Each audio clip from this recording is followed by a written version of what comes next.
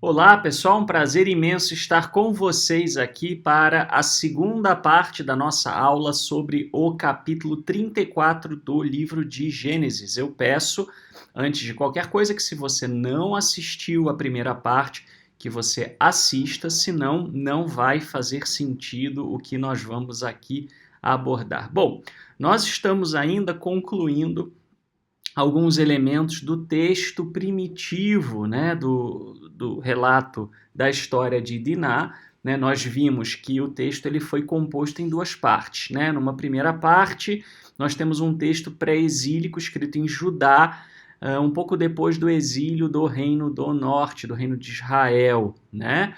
Muito bem, ou por volta da época do exílio, enfim. E depois nós temos o segundo texto, que é um texto de origem sacerdotal, que nós vamos ver mais adiante, né? Bom, mas vamos então falar aqui sobre a questão da circuncisão. Ela já apareceu, já aparece no texto primitivo, né? A circuncisão, segundo o IVP Bible Background Commentary, era praticada amplamente no Antigo Oriente Médio como um ritual de puberdade, fertilidade ou casamento, mas não era praticada por todos os povos, né? Tem muita gente que acha que a circuncisão ela foi inventada na Bíblia hebraica, e isso não é verdade. Nós temos registros de outros povos da região do Antigo Oriente Médio, principalmente temos murais egípcios que mostram a prática da circuncisão sendo anterior. Tá? Então já havia povos que praticavam essa circuncisão. E a circuncisão ela era praticada pelo Reino do Norte, né? Pelos israelitas aí do Reino do Norte, talvez até por uma influência egípcia, né? A circuncisão como um pacto de aliança, né? Como uma aliança no sentido aí de uma aliança quase que de uma nação sacerdotal, ela já vem da época sacerdotal, ela já é pós-exílica. Antes do exílio, ela tinha um outro tipo de percepção, né? Havia um outro tipo de percepção sobre isso, era mais um rito mesmo de puberdade, né? De passagem, né? Para a idade adulta, de fertilidade, etc. Bom, os homens de Siquém concordam em se submeter a isso para se tornarem aceitáveis como maridos para as filhas de Jacó. O procedimento realizado em adultos é bastante doloroso e teria praticamente debilitado a população masculina adulta por vários dias, né?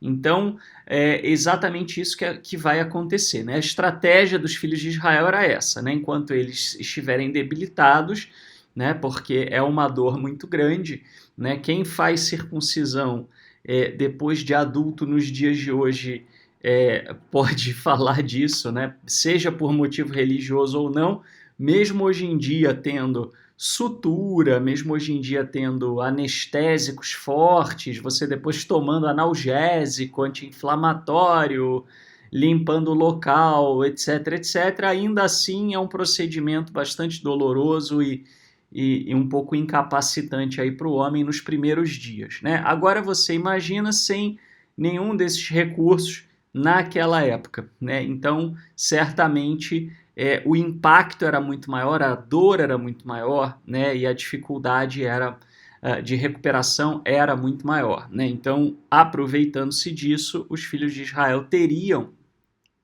matado, né, Siquém, sua família, os seus homens. Né? Mas nós falamos justamente no começo do último vídeo que essa não é uma narrativa literal, ela é uma narrativa etiológica, né? Então, assim, se não é literal, o que está por trás disso? De eu atacar homens que estão ali se circuncidando, né? Assim, a questão de se circuncidar para poder casar com os israelitas, etc., isso já existia como costume. Mas por que trazer esse costume aqui?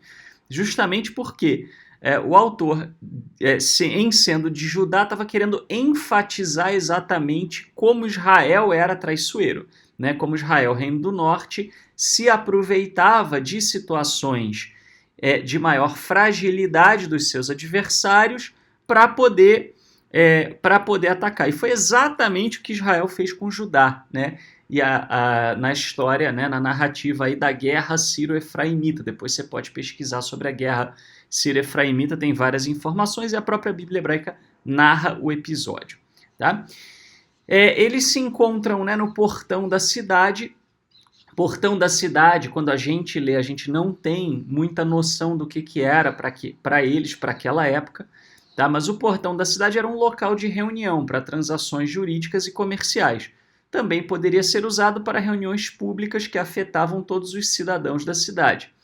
Nas pequenas cidades antigas, as casas estavam próximas e as ruas estreitas. As únicas áreas abertas seriam o mercado, né, se a cidade tivesse né, na verdade, e a área do portão.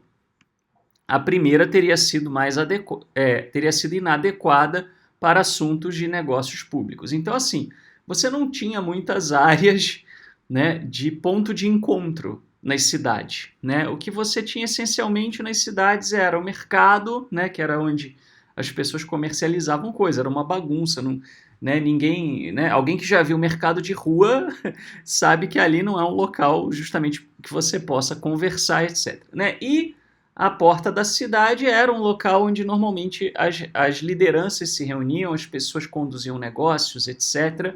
Era como que um centro de convenções naquela época. Tá? Então, quando você vê a Bíblia hebraica falando das portas, dos portões, esteja atento se não tem esse sentido, né? Esse sentido de um local onde se conduziam reuniões entre pessoas importantes, ou se conduzia, né, algum tipo de acordo, de negociação, e é exatamente o que acontece aqui. Bom, e aí o Siquém ele vai dizer, pagarei quanto pedires, né? O preço e o presente da noiva pagos pela família do noivo, na verdade aqui não é nem presente, é dote, né? Seria a melhor tradução.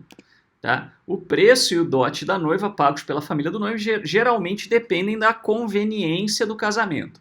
Um preço mais alto poderia ser esperado se a família da noiva fosse socialmente superior à do noivo e se houvesse outros fatores, como a beleza da noiva, né, que fizesse, né, seu valor subir. Aqui tem um errinho aqui, na verdade, não é que fez, que fizesse seu valor subir. Nos textos no Zi, um preço típico de noiva é de 30 a 40 ciclos de prata, né? Então é interessante porque isso regula um pouquinho com o valor de um escravo, né? E dá uma certa ideia do que as mulheres valiam para aquela sociedade, né? Por que havia dote, né? E as mulheres tinham preço? Porque entendia-se, né, numa sociedade que era extremamente patriarcal e machista, né, onde as mulheres elas não eram donas de nada, elas não tinham direito a quase nada, tanto que a Bíblia hebraica tem que se dar ao trabalho de dar um monte de direitos à mulher, né? A Bíblia hebraica, pro seu tempo, seria considerada um texto relativamente feminista em uma série de questões, né? No sentido de um feminismo clássico, né? De uma obtenção de maiores direitos e maior igualdade para as mulheres.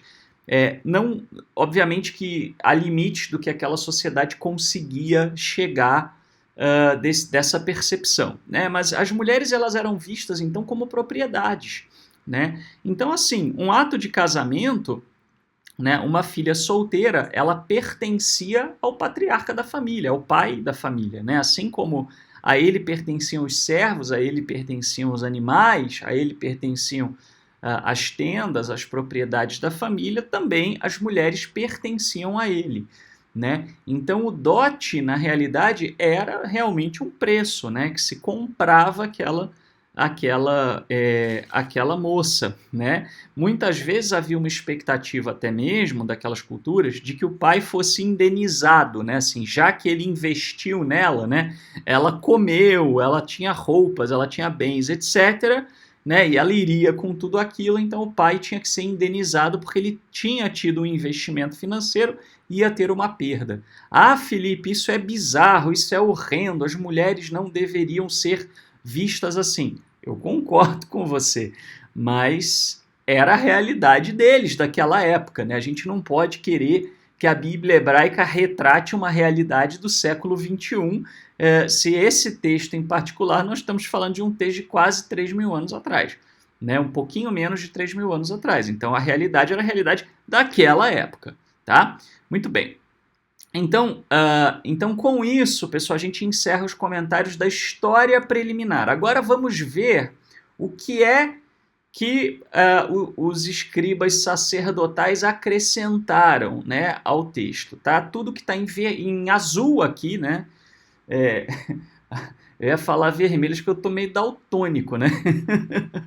Então, o que está em azul aqui é o que o texto do reino o texto do escriba sacerdotal pós-exílico, tá? O que foi adicionado no pós-exílio? O que tem linguagem pós-exílica?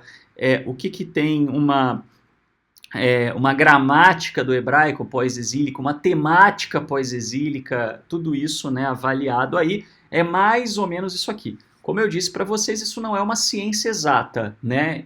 Existem algumas até pequenas discordâncias entre acadêmicos, né? O que seria vamos dizer, determinados elementos. Por exemplo, eu falei para vocês no outro vídeo, né? Alguns supõem que o nome, né, da Diná já seja pós-exílico, enfim, né? Tem uma série aí de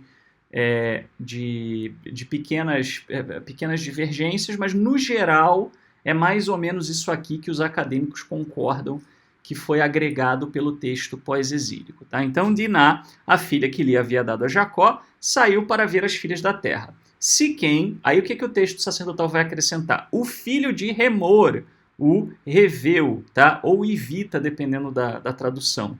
Tá? O texto sacerdotal ele acrescenta uma referência a um povo, tá?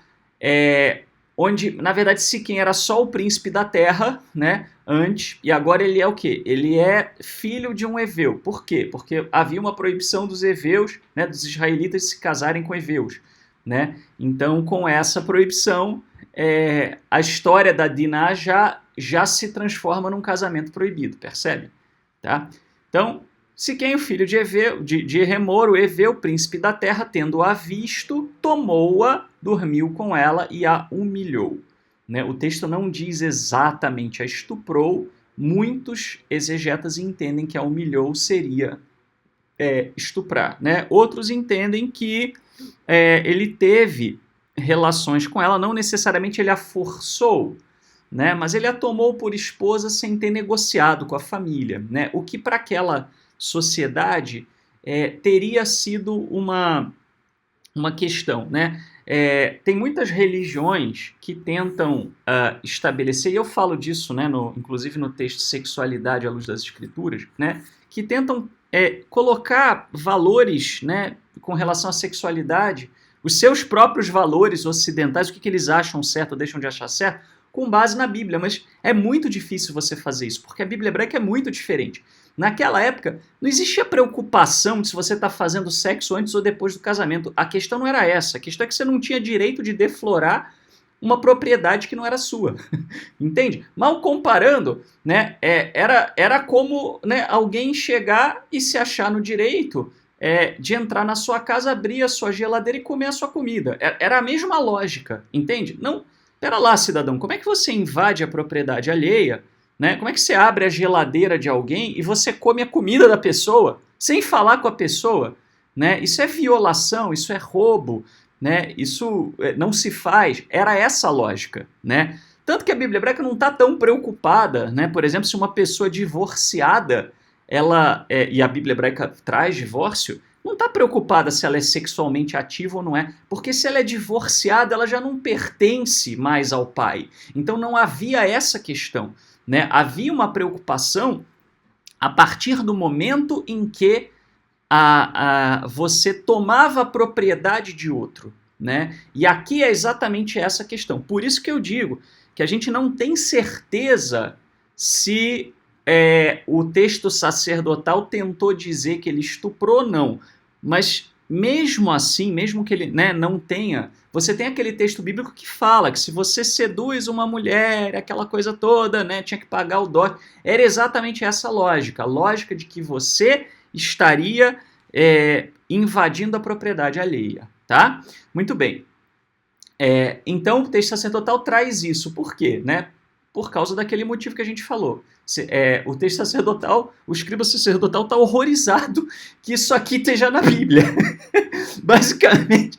Né? E aí ele justamente tenta dar um contorno diferente para não dar um mau exemplo para os israelitas. Né?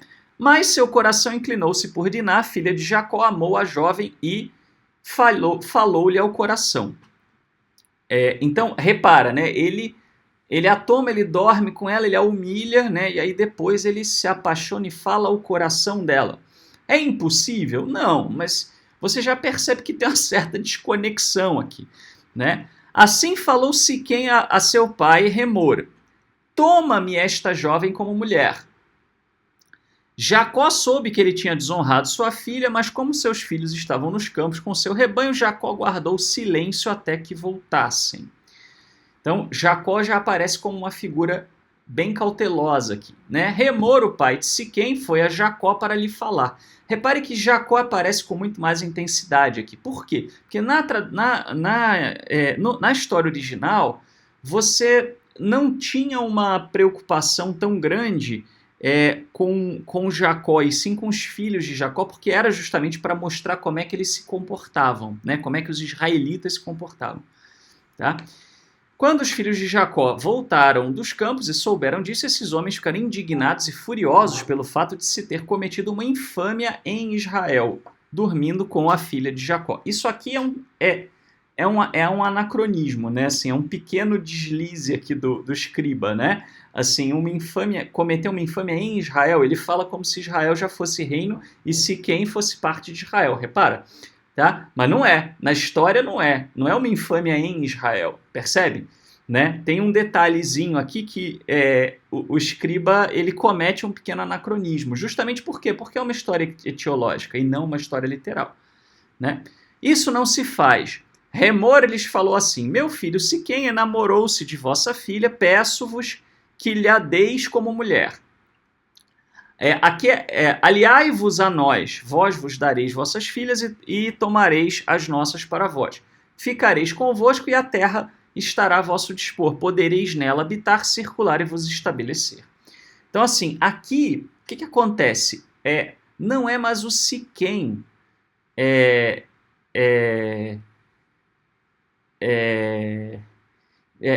vamos dizer assim, não é mais o Siquém que fala com Jacó e com os filhos de Jacó. E a história fica até estranha, porque daqui a pouco vai ser, né? Mas por que o escriba sacerdotal quis mudar isso aqui, né? Mudar um pouco a maneira como a história fluía? Por que não deixar Siquém falando, né? Por uma razão muito simples, né? Se você tem Siquém indo falar com eles, não tinha por que fazer tudo aquilo, né? Bastava quando Siquém foi lá falar, e ela matava Siquém e acabou a história, né? Mas tinha que justificar o que aconteceu depois, né? E para justificar o que aconteceu depois, né? Como você tem um estupro, né? Então o estuprador não pode ir lá aparecer, senão ele seria esfolado. Aqui na história original, Siquém não era um estuprador, né? Ou alguém que envergonhou a Diná, né? Lembrando que a história original também não é uma história literal, tá? Houve uma modificação aqui do conto etiológico, tá? Por quê? Né? As preocupações são diferentes. Ah, Felipe, então você está dizendo que o escriba sacerdotal falsificou o texto? Não, é que a preocupação é diferente. O escriba pré-exílico ele estava preocupado em contar para as pessoas como é que os israelitas eram traiçoeiros, né? Para tomar cuidado com os israelitas. Já no pós-exílio, a preocupação dos sacerdotes era que não houvesse maus exemplos para as pessoas. Os patriarcas não podiam dar mau exemplo. Judá e Israel já estava muito mais costurada essa unidade aí entre eles, né? Então não podiam dar mau exemplo. Então por isso que a história foi renarrada, percebe? Tá? Então, aí, como você botou o Siquém como estuprador, ele não podia aparecer na frente dos filhos de Jacó, né? Ele ia morrer. Então, coloca o Remor. Percebe? Olha como a coisa foi construída. Coloca o Remor exatamente, né, como um porta-voz, porque aí eu não vou matar o pai do cara, né? Não foi o pai do cara que fez, tá? Mas é estranho você ter o pai do cara indo falar pelo cara se o cara era príncipe da terra, né? E se ele já era um adulto, porque se ele fez isso, ele não era criança, ele já era um adulto. Por que ele não foi falar? Por que o pai foi falar?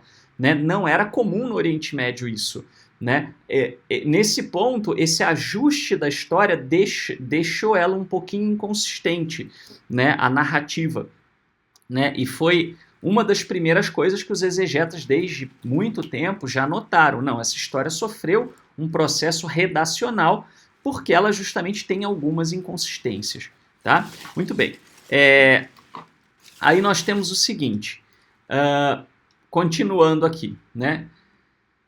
O Remor, o que ele vai fazer? Né? Ele vai transformar ele vai, para tentar convencer os filhos de Israel, né? Ele vai propor uma aliança entre povos, percebe?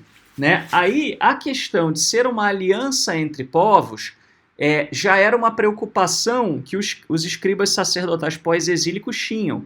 No pré-exílio, ninguém estava preocupado se os israelitas iam casar com gente da família A, da família B. Era todo mundo ali muito próximo, eles trocavam mulheres o tempo todo, eles eram todos parentes, né? Depois do exílio, essa questão se tornou muito importante, né? A questão de não perder a identidade, né? A questão de não perder o direito à terra, que estava associado à identidade. E a partir daí que isso vai influenciar o judaísmo até hoje, né? Até hoje, um judeu religioso tem horror à ideia de um casamento misto, né? A não ser que a pessoa se converta ao judaísmo, né? Mas a origem é interessante, porque a origem é outra, né? E aí hoje é muito engraçado, porque como se perdeu um pouco isso, né? Aí alguns grupos criaram argumentos complicados, né? Já tenta dizer que o judeu é espiritualmente diferente. Isso é muito difundido, eu considero esse tipo de pensamento racismo, né? E acho muito complicado, mas isso é muito difundido entre o pessoal mais do balacobaco, né? Porque ficou faltando a explicação, justamente porque não há um estudo histórico, né? As religiões... os líderes religiosos, eles não têm interesse em fazer estudo histórico e dizer como é que a coisa se desenvolveu. Muito poucos, né? Raros são. Então, e mais raro ainda as pessoas que estão interessadas em aprender, né? Basta ver quantos canais de exegese você conhece no YouTube e quantos seguidores tem, né? Você só de estar ouvindo esse vídeo, com certeza já é uma pessoa com um perfil diferenciado.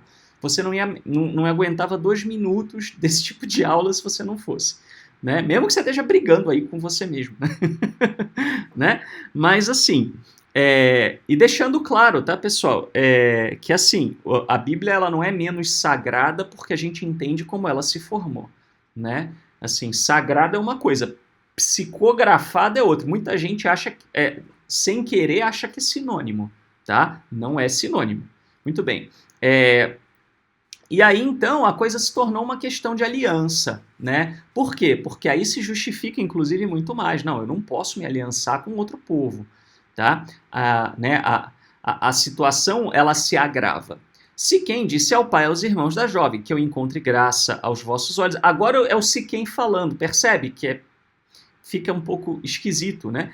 E darei o que me pedires. Podeis impor uma elevada soma como preço e como presente, né? Como dote. Eu pagarei tanto quanto pedirdes, mas dai-me a jovem como mulher. Os filhos de Jacó responderam com falsidade a Siquém. Né? Ah, Felipe, por que eles não tiraram aqui que respondeu com falsidade, né? Porque essa era a lógica do revisionismo, né? Assim, se agregava, mas se evitava tirar a coisa, né? Agregar, para poder explicar melhor, era aceitável naquela cultura. Remover não era tão aceitável, tá? Falaram a Siquém e a seu pai Remor. Repara o adendo do pai aqui. Falaram com falsidade, aqui enfatizando, né, porque ele tinha desonrado sua irmã Diná. Então, aqui, essa explicação do porquê que eles falaram com falsidade é sacerdotal, justamente para dizer, viu, olha, não é que eles eram falsos e vocês podem sair por aí sendo falsos também, tá? Eles fizeram isso só por causa daquilo, tá? O que torna a história também um pouco mais inconsistente, porque isso vai acabar sendo mal visto, mesmo com todos os atenuantes que o escriba sacerdotal ou os escribas sacerdotais colocaram. Eles lhes disseram, não podemos fazer semelhante coisa, dar nossa irmã a um homem incircunciso, porque entre nós é uma desonra. Repare que para eles não era uma questão de aliança, né? Era um costume. Não vos daremos nosso consentimento, senão com uma condição. Deveis tornar-vos como nós e circuncidar, aí sim, todos os vossos machos. Então vos daremos nossas filhas e tomaremos as vossas para vós, permaneceremos convosco e formaremos um só povo. Aqui já é o escriba sacerdotal, percebe? Né? Já transformando a questão numa questão de uma aliança nacional perigosa, né? Por quê? Porque as alianças nacionais desse tipo de assimilação, elas eram muito perigosas no pós-exílio, né? Lembrem-se que a gente está lidando com uma situação em que boa parte do povo não tinha nem voltado para a terra, né? Estava ficando na diáspora ali, estava meio que se perdendo, né? Você tinha também povos que competiam pelo direito à terra, né? Porque Judá se exilou, então aquilo que vocês veem hoje que rola de confusão entre Israel e Palestina começou a rolar, não com as mesmas pessoas, mas começou a rolar esse tipo de coisa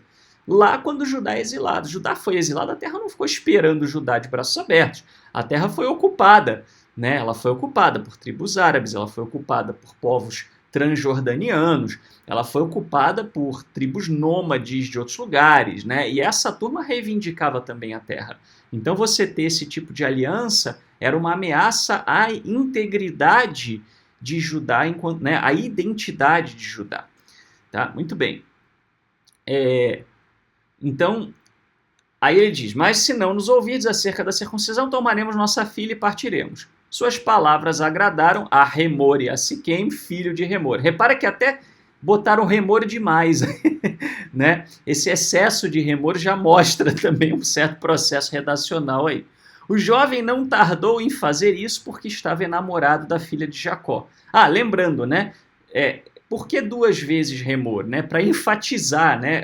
O recurso de ênfase, eu sempre digo, do hebraico antigo, era a repetição. Não tinha você aumentar a letra, botar negrito, né? Pintar de vermelho. Então eles faziam dessa forma. O jovem não tardou a fazer isso porque estava enamorado da filha de Jacó. Ora, ele era o mais considerado de toda a família, né? Então, falando que Siquém era realmente uma pessoa de alto status. Remor e seu filho Siquém foram à porta da cidade e falaram assim aos homens de sua cidade: estes homens estão bem intencionados, que permaneçam conosco na terra, nela circulem, e a terra estará aberta para eles em toda a sua extensão. Tomaremos suas filhas como mulheres e lhes daremos nossas filhas. Toda aquela questão da união entre os povos, percebe?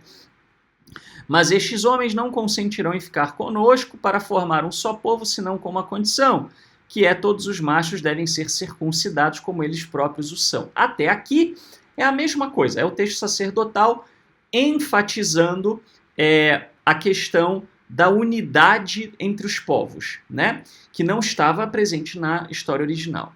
Mas agora vai rolar um twist, né? Porque o texto sacerdotal ele vai ainda mais suavizar a questão do ocorrido, colocando os próprios filhos os próprios moradores de Siquém e o próprio Remor como sendo os ambiciosos. Quer dizer, não eram os filhos de Israel que eram ambiciosos, eram eles, eram os heveus. Né? Olha o que ele vai dizer. Seus rebanhos, seus bens, todo o seu gado não será nosso? Consintamos, pois, a fim de que permaneçam conosco. Tá? Então, Remor e seu filho Siquém foram, aqui o foram, né? Eu não botei aqui em azul porque era foi, mas entenda, né? Obviamente aqui essa né, mudança gramatical. Ouvidos por todos os que passavam pela porta da cidade, e todos os machos se fizeram circuncidar. Né? Aqui não é só a família de Siquém, é todos os machos da cidade. Tá? Há uma diferença. Até gera uma questão, né, que assim, aí você pega, por exemplo, um pseudepígrafo da Idade Média, né, como o livro de Jasher, né, que não é o livro perdido, né, dito como perdido lá na Bíblia hebraica, né, que eu não vou entrar nesse mérito aqui, mas é um livro pseudepígrafo da Idade Média, né, que já pega essas narrativas, e aí coloca assim, os filhos de Jacó viram Conan o bárbaro, né? Assim, tipo, e aí pegou a espada, feriu 12, né? Você olha e fala, meu, como que alguém com uma espada fere 12, né? Assim, nem no filme do Arnold Schwarzenegger, né? E rolou um rio de sangue. É muito engraçado, né? Assim, alguns apócrifos dão uma exagerada. Mas eles dão uma exagerada justamente por quê? Porque esse processo redacional feito pelos escribas sacerdotais, ele tornou o texto um tanto curioso, porque você passa a ter alguns filhos de Jacó, você tinha, né, naquela época ali, Benjamim não era nem nascido, né? Então você teria essencialmente 11 irmãos, né? E esses 11 irmãos, José ainda era novinho, porque ele ainda vai ser novinho na outra, né? E aí? Então você vai ter o quê? 10 irmãos, 10 pessoas contra uma cidade, por menor que fosse a cidade, fica difícil, né? Contra uma família já é outra coisa, né? E aí, então, e isso é que gerou margem para alguns pseudepígrafos depois dizerem que os filhos de Jacó tinham uma força sobre-humana. Olha que interessante, né? Como é que as coisas vão evoluindo, né? O processo redacional famoso, quem conta um conto aumenta um ponto, né? Mas aqui tinha uma razão de ser. Depois, essa razão de ser se perdeu. Então, repara, né? Aqui, por que colocar os heveus como sendo os gananciosos, né? Para entrar um pouco naquela coisa do olho por olho, dente por dente, né? Assim, eles não foram gananciosos, então a gente também vai ser, também vamos pegar as coisas deles. Só que fica, né, uma coisa um pouco, ainda assim, não é tão justificável, né? Ora, no terceiro dia, quando eles convalesciam, né, aí você vai ter uma questão que depois tem alguns comentários sobre isso, né? Ao invés de você ter todos os filhos de Jacó fazendo isso, você vai ter só 2, Simeão e Levi, né? Irmãos de Diná, tomaram cada qual sua espada e caminharam sem oposição contra a cidade e mataram todos os filhos, os machos. Por que colocar só Simeão e Levi? Porque aí você já tira mais 2 da frente, né? E deixa Judá numa posição, né? Já para poder justificar por que Judá assumiria uma posição de destaque entre as tribos de Israel. Isso vai aparecer com mais detalhe aqui, tá? Mas na história original são todos ficam indignados e todos fazem isso. Aqui não, são só Simeão e Levi, né? Então,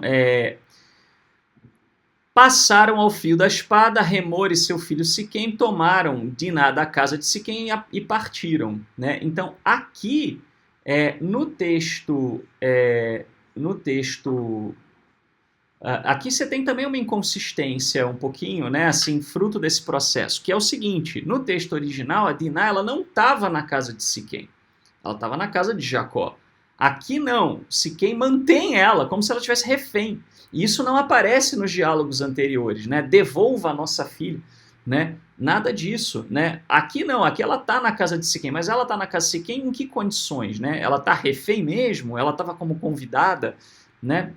Fica a dúvida, tá? Mas aqui, justamente, o texto sacerdotal ele coloca Diná como na casa de Siquém porque justifica ainda mais, né? Além de tudo, ainda vou resgatar minha irmã, né? Os filhos de Jacó investiram sobre os feridos e pilharam a cidade, porque tinham desonrado sua irmã. Tomaram suas ovelhas, seus bois, seus jumentos, o que estava na cidade e o que estava nos campos. Roubaram todos os seus bens, todas as suas crianças, pilharam tudo que havia nas casas, né? Essa parte permaneceu. Jacó disse a Simeão e a Levi, né? Vós me arruinastes, tornando-me odioso aos habitantes da terra, os cananeus, os ferezeus. Tenho poucos homens, eles se reunirão contra mim, vencer-me-ão e serei aniquilado com minha casa. Aí você ainda tem mais uma que mas eles replicaram: acaso se trata a nossa irmã como uma prostituta? Né? Também é do texto sacerdotal, né? Para poder tentar fechar justificando. Né? Ainda assim, né? O que Simeão e Levi fizeram vai ser mal visto e vai ser associado com outro texto depois, né? Já falando